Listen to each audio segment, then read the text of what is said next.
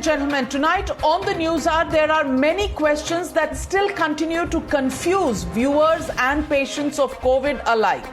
In fact, ever since the second wave has brought the nation to a standstill, there have been umpteen debates on the treatment protocols, which include usage of steroid drugs, plasma donation, prophylactic drugs, and the demand for remdesivir. Tonight on the show, we have Dr. Guleria, who's the director of the All India Institute of Medical Sciences, the premier medical facility in the national capital, and also part of the COVID task force of the government. And tonight we'll ask him all of these questions that every single viewer, every single family needs to know and is asking. Good evening, Dr. Guleria. Thank you for joining me on the Newshour tonight. And I want to ask you today, one state has gone ahead and said that all adults, whether they have COVID or not, this is the state of Goa, they will be given Ivermectin, because in the international press there is some sort of reports coming in that Ivermectin can not only keep you safe, it's also a cure, and it can reduce the strength or the level to which the COVID-19 infection symptoms get you. So do you think Ivermectin now should be part of the ICMR's COVID protocol treatment as the magic drug?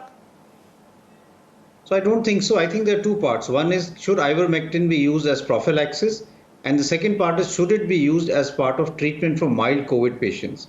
As far as prophylaxis is concerned, there is not much data. There are some studies which have been done which tend to show that it may be useful, but there are a large number of studies which also show that it may not be of any benefit. The argument that has been put forward is that this is a very safe drug, it's mild, it's not that expensive, and has to be taken only once a day, or one tablet a day, and therefore it's something that can be used. There has been initial studies which let's say in labs, which did show that it did have a effect on decreasing what we call viral replication. So it decreased the viral load in your nose and throat if you took it, and that's what the suggestion was, that it may prevent you from going in for more severe disease. But the data is not strong enough to say that definitely it can be used for prophylaxis. As far as treatment for mild cases are concerned, the ICMR, the Joint Monitoring Group, and the National Task Force data does mention that the evidence is not strong, but Ivermectin can be used for mild cases as for treatment. That is there in the recently updated national guidelines. But the data for prophylaxis is not strong enough to say that it should be used for everyone, even someone who has not got any symptoms of COVID. So, Dr. Guleria, if a state like Goa goes ahead and says that this should be administered for all citizens of Goa above the age of 18, do you think this step is a hurried decision to go ahead and use it as a prophylactic? So this is something which has been recommend it to by other states? This has been done by other states in the past. I remember a few months ago, Uttar Pradesh also had recommended that Ivermectin should be given on a weekly one tablet every week as prophylaxis in their state also. So there have been states which have looked at this and tried to look at the data and have done what we call a risk-benefit analysis and try to they feel that the benefit may be more than the risk, and therefore have advocated it. But I still feel that based on the evidence, it's not strong enough to say that it will make a big difference. And like you said, it will not be the magic bullet. It may or may not have any benefit. We need more data. But I don't think we can recommend it blanketly that this is going to this will be a game changer. All right. So Ivermectin, not really a game changer. That's what Dr. Guleria says. And Dr. Guleria, again, that debate of plasma therapy, whether it is something that actually sorts out the heavy COVID infected patients, because we've seen family members and every WhatsApp group that one may be a member of, there are SOSs on plasma. There are, many numbers of where you can contact. What is the last word on plasma therapy? Because internationally, once again, many people have come out and said that it's not required and does not give any benefit to a COVID infected patient. Where do you stand on plasma therapy, Dr. Guleria? So that's true. If you look at data from the Indian study, which was a large study of more than 400 patients, and you look at a large number of meta-analysis, which a large number of studies have been collated together. One recently published in an international journal, JAMA, did not find that plasma could have any mortality benefit or any benefit in terms of hospital stay. But I think the other important thing to remember, that there are two important things to remember when you talk of plasma therapy, because the data is very variable. You will also have some studies which may show it to be useful. The first important thing is, what do we mean by convalescent plasma? Every patient who has recovered from COVID does not have good plasma that can be given. You have to have plasma which has sufficient good quality of neutralizing antibodies. And therefore, if you don't test the plasma adequately to see that these antibodies are there, then giving the plasma to a patient will not have any effect, and therefore you will find it is not of much use. Secondly, this is a passive immunity that you're giving. You're giving an antibody to decrease the viral replication. So it's useful if it's given in the early stage. If you give it very late, it is not going to have any use. And what has been shown in various studies is that if you give it later on, the body itself has already produced enough antibodies, and giving plasma from outside with antibodies is of no use. Therefore, plasma therapy, if it has to be given when the plasma is properly checked, that it has good amount of neutralizing antibodies. The titers are already recommended even in the national guidelines, and it should be given early rather than late, because giving it late is of no use. Then, Dr. Guleria, are you saying that in, let's say, the national capital, is plasma being tested for antibodies before it is given to a COVID-19 patient who may require it? So I'd just like to say that in many places it is not being tested, and that is what I'm trying to emphasize, that it should be properly tested, looking at the cutoffs which are recommended by ICMR, and only based on that should the plasma be sort of certified that this could be given as part of convalescent plasma. That is not happening, and very often it is given without that being done, and therefore the treatment is ineffective.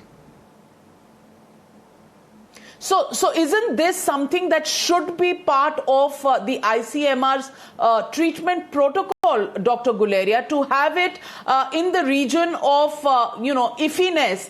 It doesn't really help patients, and I've seen personally many times families running from pillar to post to try and procure plasma, and we don't even know if it's tested.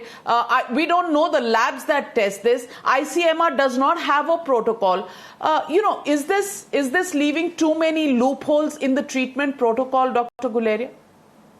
No, but ICMR has a protocol. The All India Institute of Medical Sciences on its website, and the ICMR on its website, in the recently updated guidelines, have put 3 drugs under emergency use authorization: remdesivir, tocilizumab, and plasma. And for plasma, they've clearly mentioned what should be the cutoff, and only that plasma which meets that cutoff should be given to patients. So it is mentioned in the ICMR guidelines, but somehow it should be followed also. That, I think, is the more important part. Okay, so the implementation is the problem. Let me ask you another question, and this is a bit of a scary takeaway. People who have recovered from COVID-19 suddenly come up with an infection that's called black fungus these days, or mucomycosis is what the medical terminology calls it. Is it because of dexamethasone or other steroids that are given to COVID-19 patients? Is there a direct correlation? Should steroids be avoided totally? At what stage should steroids be given? And what is the risk factor, Dr. Guleria? So I think this is a very important question, because now there are areas where a large number of patients with mucor are being reported. Mucormycosis can affect the lung, but it can also affect what we call rhinocerebral mucormycosis, where it can affect the sinuses, it can lead to loss of vision, and it can also invade or cause infection in the brain. So this is something which can be very serious and very fatal, and sometimes you need prolonged antifungal treatment and debridement surgery to take out this black fungus from the body. Now, it's been linked to 2 things. One is people who have diabetes and the diabetes is not well controlled. They are a higher chance of developing mucormycosis. And steroids, which again cause the sugars to go haywire and also suppress your immunity. Also, another drug which can cause it is what we use when you have very severe cytokine storm, which is known as tocilizumab. So these are drugs which can impair the body's immune system and allow what we call opportunistic infection to happen. And mucormycosis is an opportunistic fungal infection which does happen. Therefore, the issue here is that it's very important for people to understand that steroids are useful, they can be life-saving, but two things are very important: the timing of steroids and the dose of steroids. Steroids taken early in mild cases will cause more harm than good. There is enough data which suggests that it causes more harm in patients who have mild illness, not only from the fungal infection point of view, but even leading to more viral replication and causing more severe COVID-19. In moderate cases or severe cases, steroids are useful, but up to a medium dose steroids are what is usually enough. You don't have to give very high dose steroids. Some centers are giving very high doses, even what is known as pulse steroid therapy. When you give very high dose steroids, especially in a person who's a diabetic, you are predisposing them to get opportunistic infections, especially mucormycosis. So I think you have to be careful that you give steroids only when it is indicated in moderate to severe cases and in a dose which is not a mega dose, which can be more harmful than useful. Well, I hope this answers questions that have been coming in from many quarters. The other big question is about remdesivir. In the initial part of the second wave, we've seen how there was a run on remdesivir supplies. There was black marketing. Everybody was talking about remdesivir, and now international studies say that it doesn't impact the cure of COVID at all. So is remdesivir useful or not, Dr. Guleria? So again, remdesivir is not a magic bullet. The issues which really help in moderate cases are basically just three. One is oxygen therapy. Secondly is steroids when it's indicated. And the third is anticoagulants or blood thinners, because we know COVID, when it is moderate to severe, can lead to clotting, which can happen in the lungs and in various parts of the body. The other drugs, remdesivir, tocilizumab or plasma, have not been shown to be that effective. Remdesivir in the trials which were done initially was not found to be effective. The trial done in the US did show that it decreased hospital stay by about 5 days, and it was argued that maybe giving remdesivir would allow hospitals to have a better turnaround time, but it did not really reach statistical significance to show any mortality benefit. The study done by WHO, the Solidarity trial, did not show any benefit of remdesivir, and they have not included it even in their guidelines as part of an essential medication. So the data for remdesivir is not that strong, and that is why I don't think it's something which should be considered as a very important drug. And it's not that by giving remdesivir it will make a great difference. We do use it in moderate to severe illness, knowing very well that it does not have much role in terms of making a big effect as far as overall mortality is concerned. Well, so if you're going to get some remdesivir in the black market, think again. It's not as useful as you might think. And therefore, there are alternatives that you may have to study. And before I let you go, the last question many viewers have asked Dr. Guleria is, what are the do's and don'ts as far as oxygen intake is concerned? When do you start using it? What kind of concentrators, and whether cylinders at all are required for patients at home? So I think this is becoming something which is happening more and more, although it's something that one is not very comfortable with, that people have started having concentrators at home. Many people I know have purchased concentrators or kept cylinders at home, which sometimes deny people in the hospital oxygen because the cylinders are being kept at home. So I won't encourage this practice. Also, people are not aware of how to use a cylinder. I remember a few days ago, I got a message in the night that a lady had got a cylinder from the black market, but now did not know how to open it and how to attach the tubing to it. So she was asking me how to go about doing that. And I was thinking maybe I should make a video of and put it up. So how do you open a cylinder with a wrench, and how do you attach your humidifier and the tubing with that? So people are buying cylinders without really knowing anything about it, and that can be very, very dangerous. Now, as far as oxygen is concerned, I would just like to quickly tell you that when we look at oxygen requirement and we have the oxygen carrying capacity in the blood, if your oxygen saturation is over 90%, you have already reached a plateau as far as the oxygen capacity in the blood is concerned. So going from 91, 92 to 98, 99, does not increase the oxygen in the blood very much, and therefore there's no point. We sort of say that you don't need oxygen if your saturation is more than 94, because that is giving a buffer that in case it suddenly comes down. And therefore, if your oxygen saturation is more than 94%, you need not worry at all. You do not need to take oxygen. If it is between 93 and 90, then you need to be extra careful. You can lie on your stomach, you can lie proning, do some deep breathing exercises. But again, oxygen is not essential, but you must consult your doctor, because then you're in a gray zone.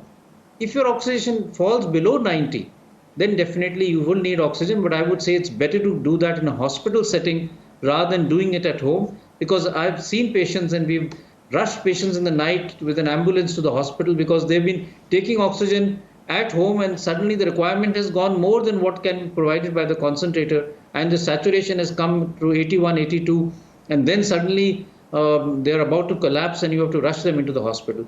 So don't stay at home when your oxygen saturation is falling to around 90. Please get admitted, because it can be serious if you are trying to treat yourself at home. Well, then hoarding of concentrators really not necessary. I think insecurity is something that we will have to deal with, and deal with these symptoms more scientifically as advised by Dr. Guleria. Thank you very much, Dr. Guleria, for joining me on the News Hour, and I hope it answers several commonplace questions that our viewers have been raising over the last several days. Thank you, Dr. Guleria.